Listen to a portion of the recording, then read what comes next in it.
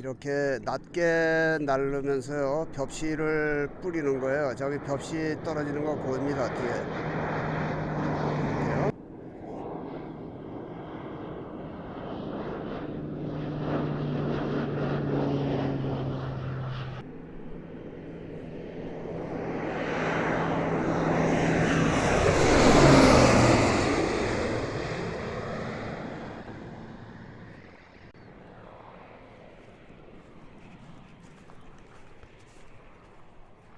이번에는요 자세를 잡고 내 머리 위로 오고 있습니다.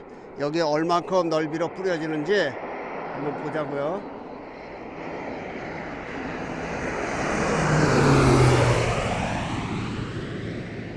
아우 저쪽에다 뿌렸어 얘가 또. 아이 참.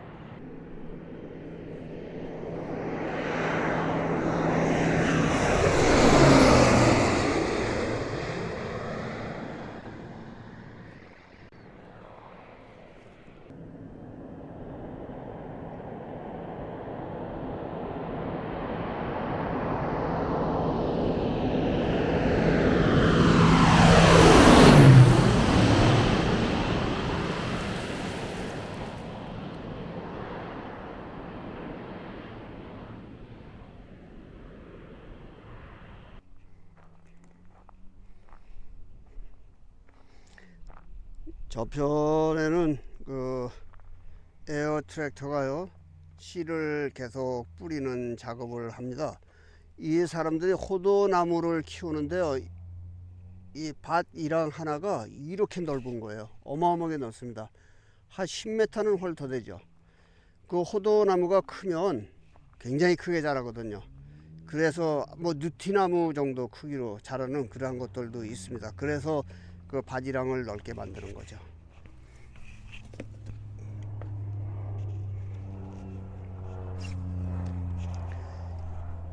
이 중장비는요 옆으로 운전을 하게 되어 있네요. 이렇게 보면서 이 친구들하고 이야기를 해보니까 이게 그 PVC 파이프를 땅에 묻는 그 땅을 파는 그 기계라고 합니다.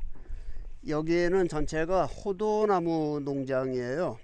이제 호도나무를 심어야 되는 거죠. 그래서 지금 그 준비를 하는 겁니다. 땅 속에 18인치 한 40cm나 45cm 되는 그 굵은 파이프를 땅속 아주 깊이 묻는다고 해요.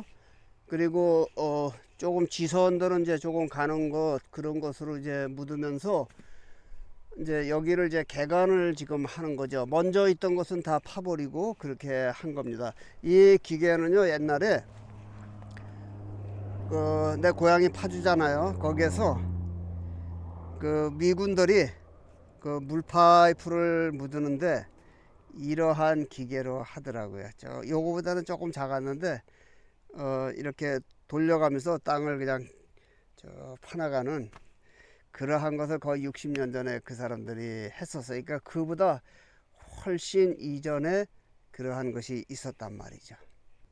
작은 트랙터로요 앞에 땅을 다져주는 것, 그리고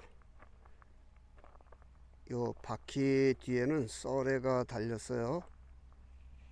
그리고 그 뒤에는 롤러로 땅을 이렇게 꾹꾹 눌러주는 거, 그렇게 돼 있네요.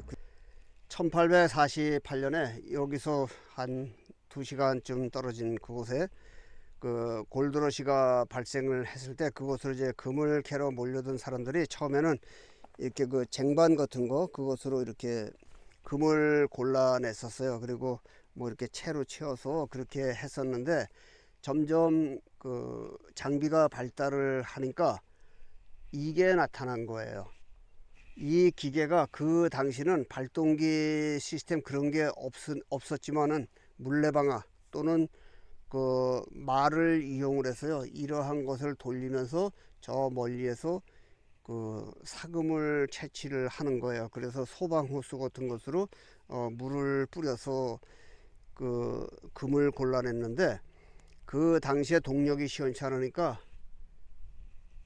그 산 계곡에 굉장히 먼데요. 거기까지 이 쇠파이프 이만한 것으로 연결을 한 거예요. 그래서 그 수압으로 그 소방 호스보다 더 강력한 한 100m씩 나가는 그것을 만들어서 그 흙을 씻어가면서 금을 골라냈던 그러한 사람이란 말이죠. 그래서 이러한 것이 1800년대 중반에 미국에서 이 땅을 파는 기계, 그리고 이제 그 이후에 석탄 광산 그러한 곳에서 사용을 했는데, 1차 골드러시는 캘리포니아에서 1848년에 시작이 돼서 1849년서부터 본격적으로 5, 6년 동안 진행이 된 거예요. 그래서 1855년경에 이제 금이 거의 다 고갈이 됐을 때, 이 일대에 많은 사람들이 이제 터가 좋으니까 여기서 이제 농사를 진 사람도 있고 도회지로 나가서 생활한 그러한 사람들도 있고, 또 그 얼마 후에 이 철로공사 그 퍼시픽 유니언 그것을 설치를 할 때 여기에 온 사람들이 그 철로 노동자로 그렇게 일을 했습니다. 그리고 금 캐는 사람은 또 계속 금을 캐야 되니까 이 사람들이 전국을 다니면서 금을 찾아다니다가 2차 골드러시가 시작이 된 것이 1858년 그 몬타나에서 대량의 금이 발견이 되어서 거기에 또 정착을 하면서 금을 캔 것이 2차 골드러시가 된 거예요. 옐로우스톤의 서쪽 문으로 한 2시간 정도 나가면 거기에 버지니아 시티, 네바다 시티가 있습니다.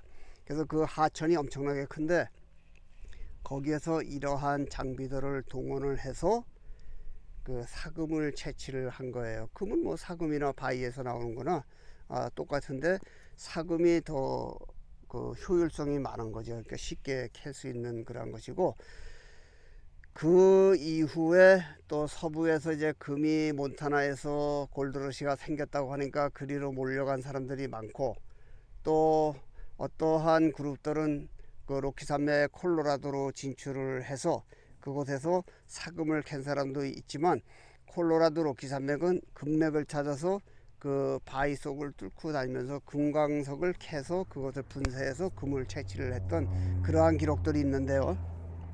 나는 이제 현지를 항상 다녀보니까, 그런데 과거에는 이러한 디젤 엔진 같은 그러한 그 동력 장비는 없었지만, 이러한 모든 장비들이 그 서부 시대 때 1850년대 그 이전서부터 이 사람들이 사용하던 기계라고 하는 거예요. 그것이 중요한 거죠. 이것도 이것처럼 끌고 다니면서 한 것이 아니고, 하천에 그 금을 캐려고 하니까 크레인에 매달아서 저 멀리서부터 빙글빙글 돌아가면서 이 흙을 긁어 모아서, 이거보다 훨씬 큽니다. 그 장비가요. 그러한 것으로 금을 캐던 그러한 사람들이다. 그러니까 뭐든지 이게 돈이 되는 일이라고 하면 이 사람들은 그것을 삽질을 하는 것이 아니고 장비를 만들어요. 어떠한 방법으로든지 장비를 만들어서 그것으로 사용을 하는 그러한 사람들이다. 이제 그렇게 보시면 되죠. 연세가 많은 한국 분들은 이 소리를 들으면 알 겁니다. 이 뒤에 있는 나무, 이 주위에 있는 모든 나무들이 이 열매를 죽기 전에는 몰랐어요. 무슨 나무일까 그렇게 했는데 호두나무예요. 그 천안 호두과자 있잖아요. 옛날에 그 완행열차에 올라와서 호두과자 있습니다, 호두과자 막 이렇게 하잖아요. 그겁니다. 그런데 이 나무보다 훨씬 큰 나무들이 또 저편에 그 밀집적으로 있는데 그것은 계속 생산을 하고 있단 말이에요. 그래서 품종이 다른 건지는 모르지만 하여튼 이 정도 되면은 이것을 잘라버리는 것 같습니다. 여기 이제 거의 다 잘라버려야 될 것들이고, 이 나무의 나이테를 보니까 이 호두나무는 특이하게도 나이테가 선명하지가 않네요. 그래도 자세히 살펴보니까 대략 한 60년 정도 된 그러한 나무가 된 겁니다. 그러니까 생산성이 없으니까 이제 베어버리고, 또 이러한 거 호두나무는 그 가구로 사용하는 거예요. 호두나무의 그 재질이 좋아서요. 그 조각 예술품을 만들든지 하여튼 뭐 그러한 곳에 사용을 하는 거예요. 그 서양의 그 옛날에 70년대 초반에 덕수궁에서 그 전시하던 그 밀레 그림 전시회가 있었습니다. 거기에도 가봤었는데 그 서양의 그 모든 명작들의 그 액자 그러한 것들은 전부 재질이 호도나무예요. 모든 박물관에 있는 그러한 나무들, 가구, 아주 고전적인 가구 그러한 것들은 호도나무라는 말씀이죠.